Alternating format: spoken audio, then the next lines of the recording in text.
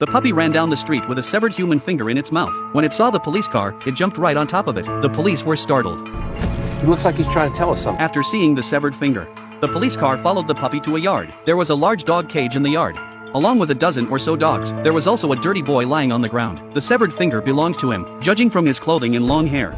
He had likely been locked in the cage for many years. The house owner and his eldest son were arrested. As the investigation unfolded, the truth about an extremely twisted family came to light. This was an extremely violent father. He had adopted a large number of stray dogs. To keep the dogs fierce, he often refused to feed them. However, his younger son Andy was very kind. Unable to bear seeing the dogs starve, he secretly fed them. When his older brother Neil discovered this, he told their father. He puts his food in his pockets to give to the dogs later. No, that's a lie. I swear, cross my heart, I swear to die. This led the father to attack Andy directly. After the beating, the father was not satisfied. He dragged Andy and threw him into the dog cage.